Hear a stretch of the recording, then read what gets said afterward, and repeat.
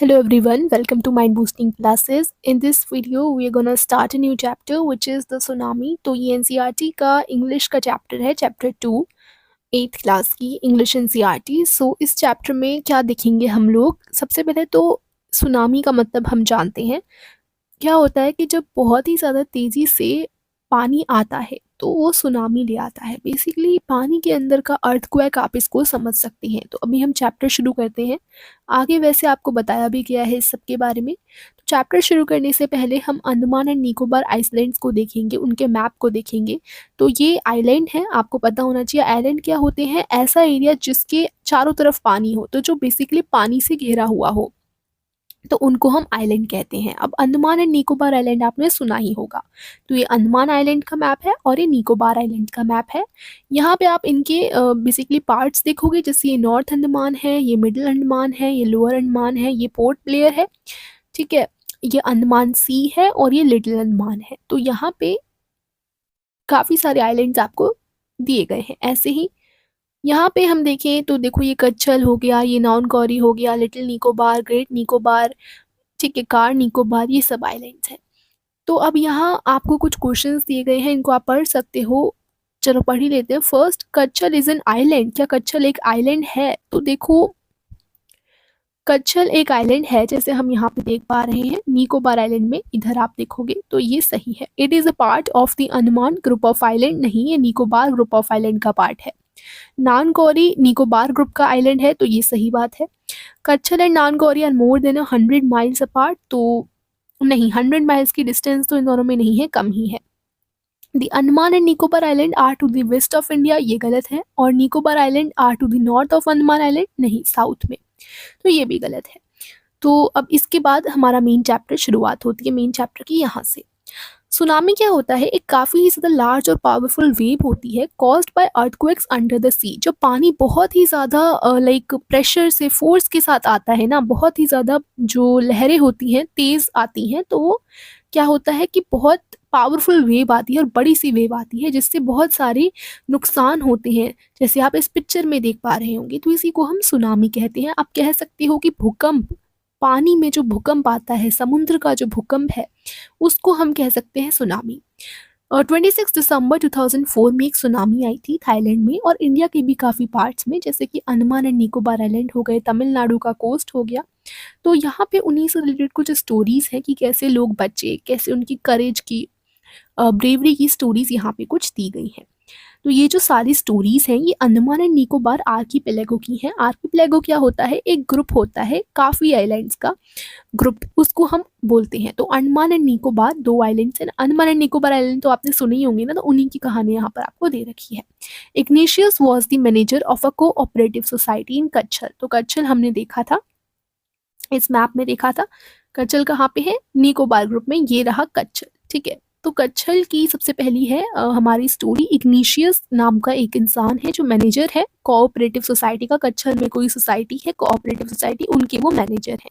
His wife woke him up at 6 AM। उनकी wife ने उन्हें 6 AM पे उठा दिया, सुबह ही सुबह। क्योंकि उसे कैसा लगा? Because she felt an earthquake, क्योंकि उन्हें एक अर्थक्वेक, भूकंप जैसा फील हुआ। Ignatius carefully took his television, set off its table and put it down on the ground so that it would not fall and break.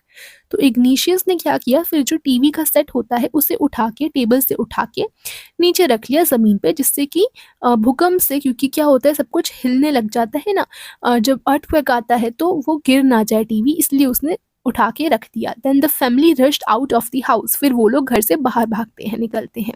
When the tremors stop, tremors यानी कि slight shake, अर्थ जब shake करता है earthquake के दौरान, तो उसको हम ट्रेमर्स कहते हैं। तो जब भूकंप थोड़ा शांत सा हुआ, तो उन्हें क्या दिखा? उन्हें दिखा कि जो समुद्र है उसका पानी ऊपर की तरफ आ रहा है। अब वो लोग सारे कंफ्यूज हो गए, क्या हो रहा था यहाँ पे? सुनामी आने वाली थी। In the chaos and confusion, 2 of his children caught hold of the hands of their mother's father and mother's brother and rushed in the opposite direction.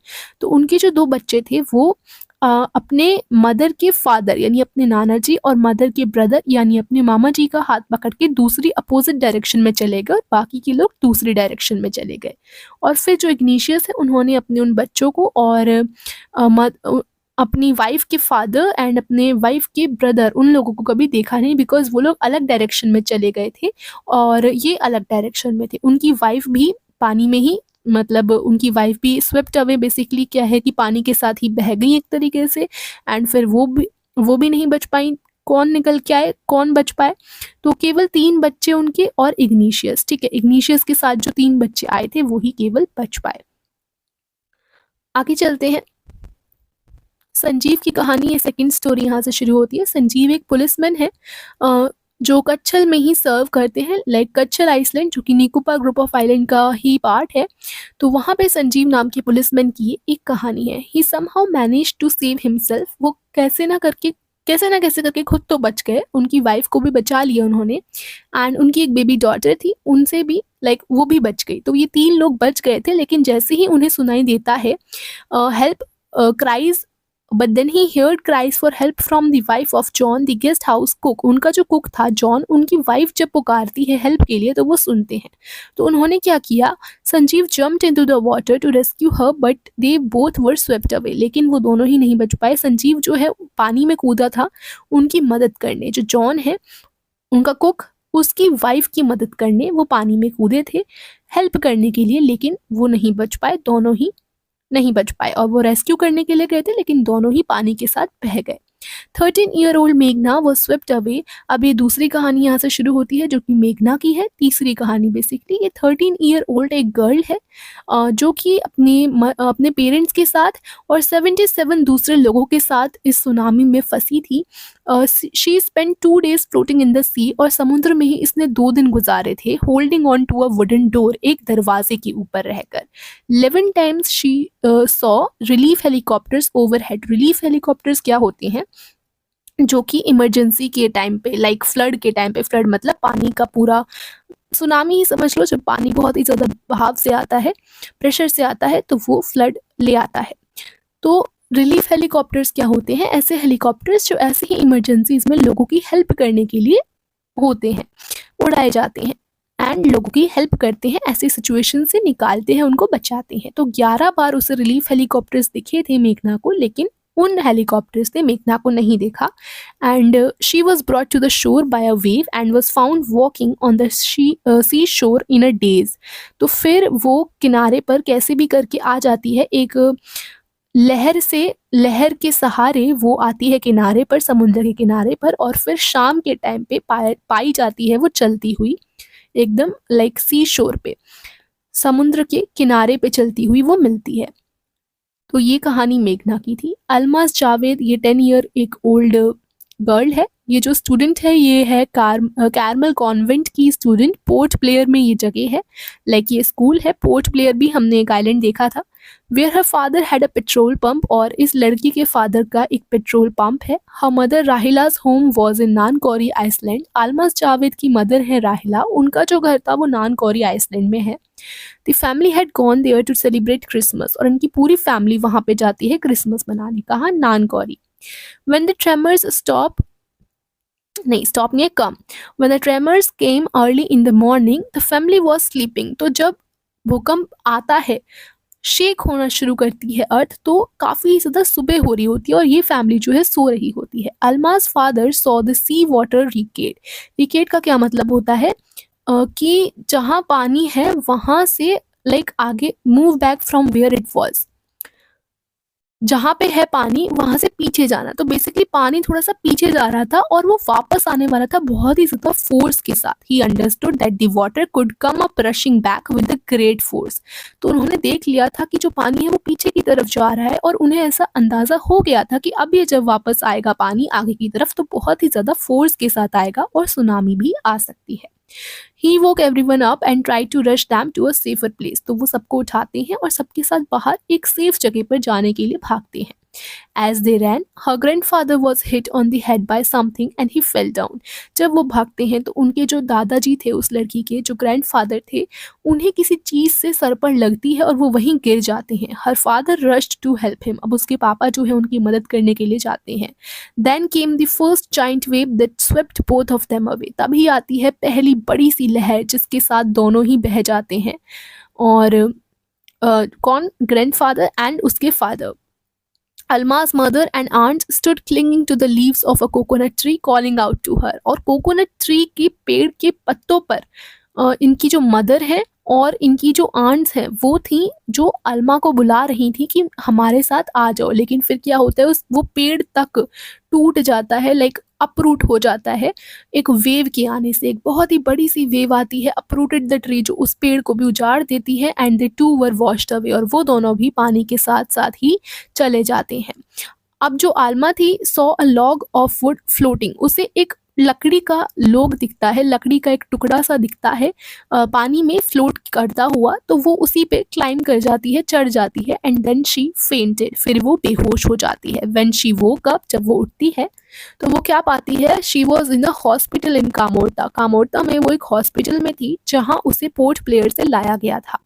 अब एक छोटी सी लड़की किसी से भी बात नहीं करना चाहती इस इंसिडेंट के बारे में, क्योंकि वो अभी भी ट्रॉमेटाइज्ड है। शी इज़ स्टिल ट्रॉमेटाइज्ड, यानी कि बहुत ही ज़्यादा शॉक में रहने वाली जो सिचुएशन होती है। ट्रॉमा जो है उसे, ट्रॉमा आपको पता ही होगा। तो कुछ पास्ट एक्सपीरियंसेस की वजह से और कुछ बहुत ही ज़्यादा शॉकिंग हो जाने की वजह से, जब हम बहुत ही ज़्यादा शॉक हमें लगता है तो उसको हम ट्रॉमेटाइज्ड होना बोलते हैं। तो अभी वो किसी के बारे में इस घटना से बात नहीं करती और ये अभी तक शॉक है इस चीज़ को लेके। तो अब देखो सेकंड पार्ट शुरू होता है इस चैप्टर का। तो अब यहाँ पे हम टिली स्मिथ की स्टोरी देखेंगे। ये एक ब्रिटिश स्कूल गर्ल है। इसने जो है काफ़ी ज़्यादा ज़िंदगी बचाई थी, बहुत सारी ज़िंदगी बचाई थी। Tsunami, when the tsunami struck Phuket beach in Thailand, तो ये थाईलैंड की एक स्टोरी है जब सुनामी आई थी बीच पे, फुकेट बीच पे।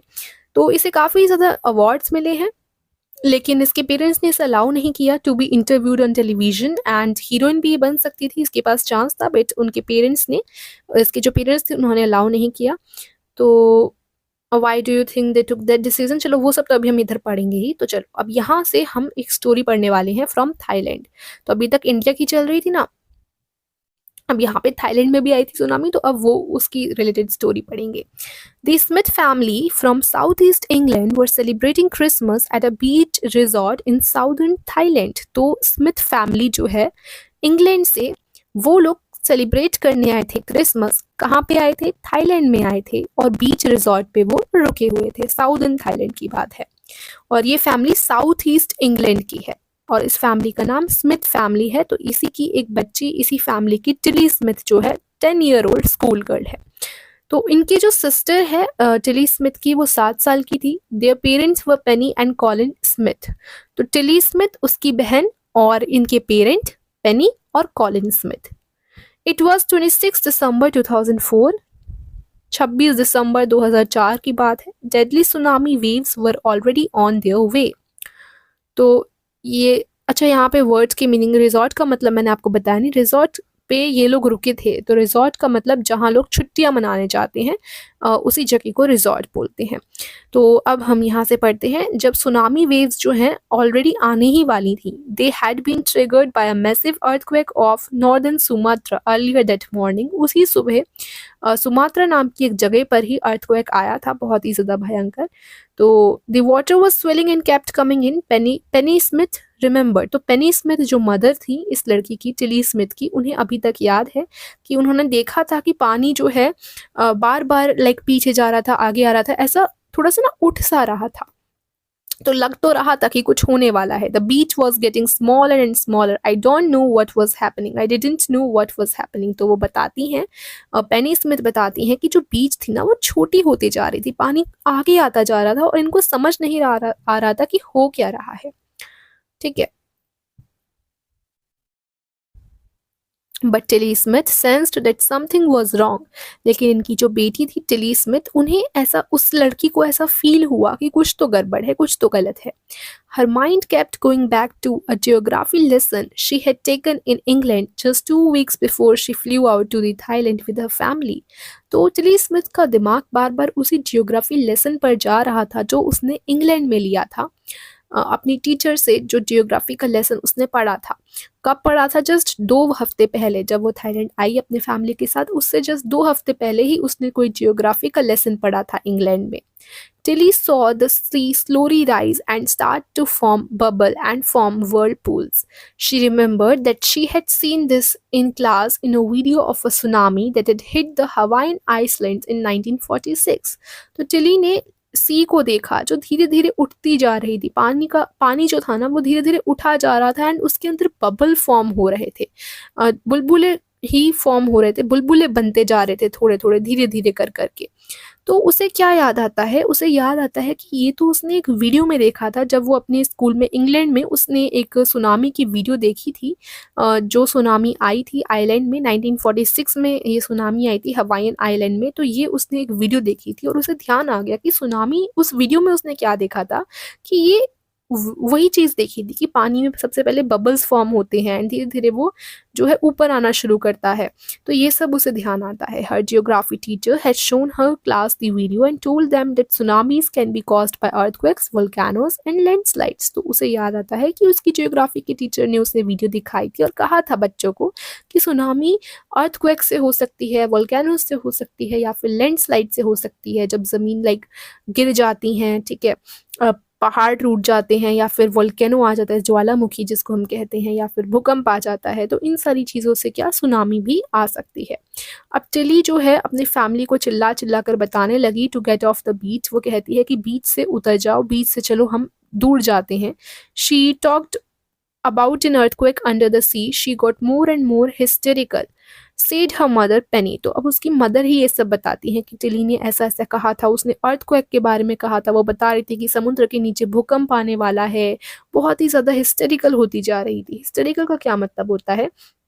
एक ऐसी सिचुएशन जब आप अपने ऊपर से कंट्रोल खो देते हो। कभी आप हंसते हो, कभी चिल्लाते हो, अगले ही पल रोने लग जाते हो, कभी एक्साइटेड वे में रोते हो, मतलब कंट्रोल नहीं रहता खुद के ऊपर, क्योंकि वो डरी हुई थी, घबराई हुई थी।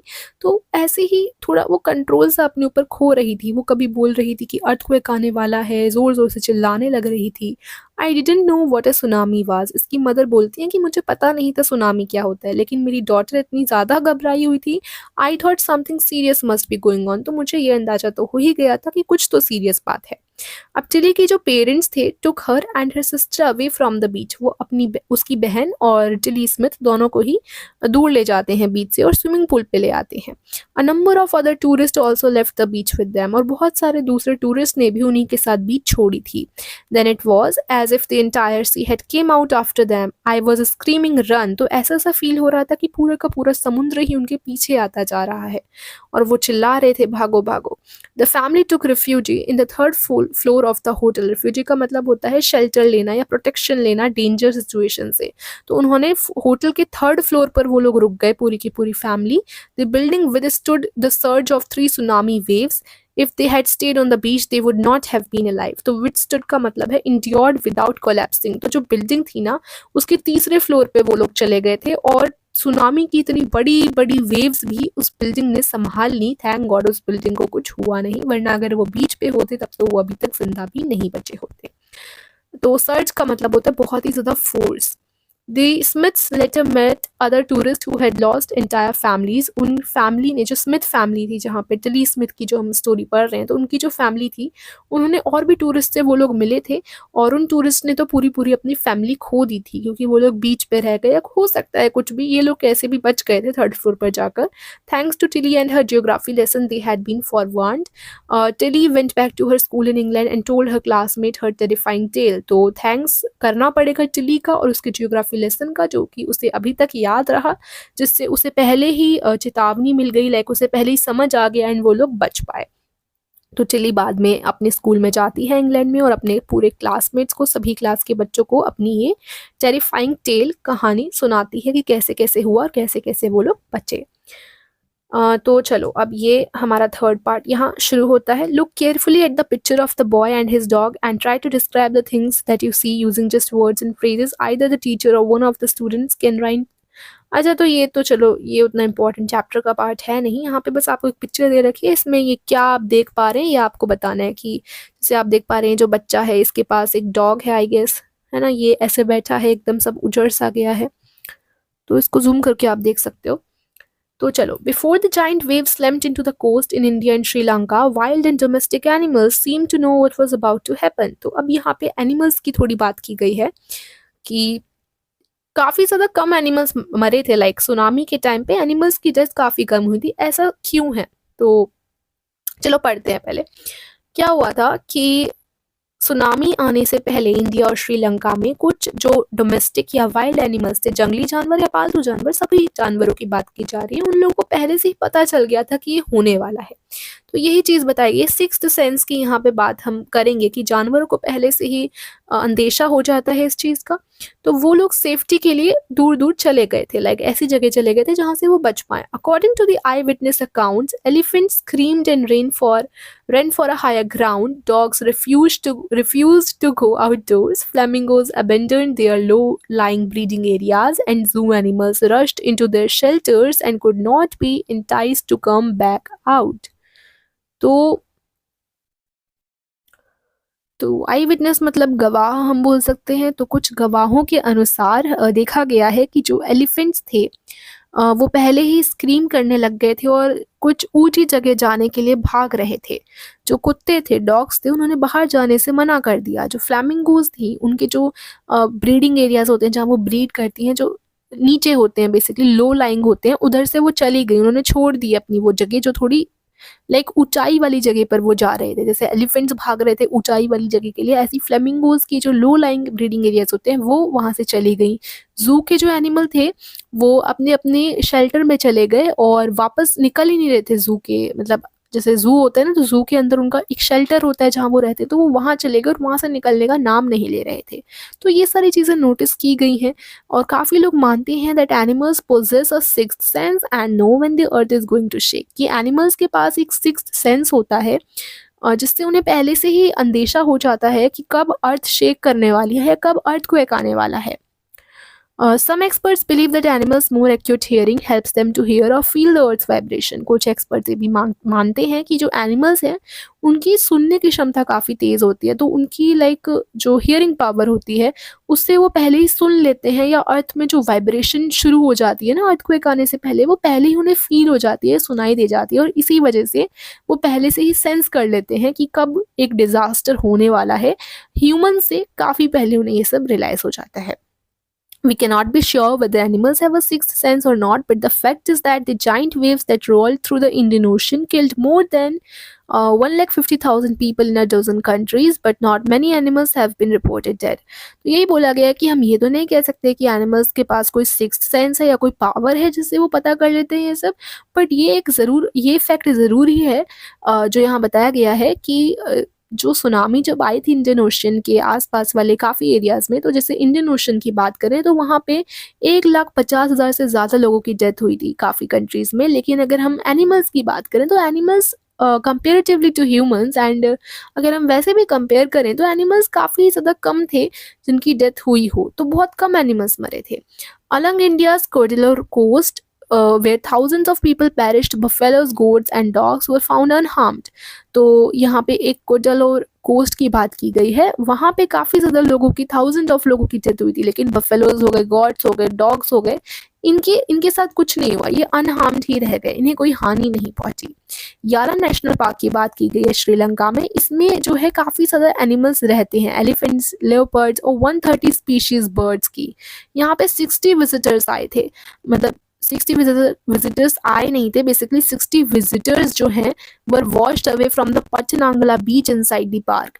तो इस पार्क के अंदर एक पाटनांगला बीच है, उधर से 60 विजिटर्स जो हैं जो घूमने आए थे वो पानी के साथ ही बह गए। लेकिन अगर हम एनिमल्स की बात करें तो एनिमल्स की कोई भी डेड बॉडी हमें देखने को नहीं मिली, except for 2 water buffaloes, 2 water buffaloes की मिली थी बस, इसके अलावा और किसी एनिमल की नहीं। About an hour before the tsunami hit, people at Yala National Park had observed 3 elephants running away from the Patanangala beach. तो याला नेशनल पार्क में जब आने वाली थी सुनामी, तो उसके 1 घंटे पहले लोगों ने देखा कि 3 हाथी जो हैं भाग रहे हैं बीच में से। A Sri Lankan gentleman who lives on the coast near Gale said that his 2 dogs would not go for their daily run on the beach. तो एक श्रीलंकन जेंटलमैन की बात बताई गई है, एक श्रीलंकन मैन है जो कोस्ट में ही रहता है, कोस्ट के पास ही रहता है, उसके 2 कुत्ते हैं, 2 डॉग हैं। वो रोज़ वॉक के लिए जाते थे, रनिंग के लिए जाते थे बीच की साइड में, लेकिन उस दिन जिस दिन सुनामी आने वाली थी उनके डॉग ने मना कर दिया, वो नहीं गए। "They are usually excited to go on this outing," he said, "but on that day they refused to go and most probably saved his life." तो फिर वो आदमी बताता है कि उसके जो डॉग्स थे वो काफ़ी ज़्यादा एक्साइटेड रहते थे बाहर जाने के लिए, रनिंग करने के लिए, लेकिन उस दिन वो नहीं गए और उसी की वजह से इस इंसान की भी ज़िंदगी बच गई, क्योंकि अगर वो लेके जाता उन लोगों को बाहर, उन 2 डॉग्स को बाहर, तो वो भी ज़िंदा नहीं बचता। तो बस यहीं पे चैप्टर फिनिश होता है। लास्ट में हमने एनिमल्स की थोड़ी देखी कि एनिमल्स को पहले से थोड़ा-सा सेंस हो जाता है इस चीज़ का, तो अब आप इसको सिक्स्थ सेंस समझो या उनकी हियरिंग पावर अच्छी है ये समझो कि वो ऑलरेडी सेंस कर लेते हैं अर्थ की वाइब्रेशन को या सुन लेते हैं। तो यही सब था। एंड कुछ हमने स्टोरी समझी। टिली स्मिथ की एक स्टोरी थी जो कि थाईलैंड की स्टोरी थी, उससे पहले हमने इंडिया के अलग-अलग आइलैंड की स्टोरी जानी एंड ब्रेवरी की, करेज की हमने स्टोरी जानी, सर्वाइवल की स्टोरी जानी। तो ये पूरा चैप्टर यहीं पे फिनिश होता है। आई होप आपको चैप्टर पसंद आया हो और मेरी एक्सप्लेनेशन अच्छी लगी हो। तो पसंद आया हो तो वीडियो को लाइक करिएगा, समझ आया हो तो चैनल को सब्सक्राइब करिएगा ऐसी और वीडियोज़ के लिए and share to your friends. Thank you so much for watching.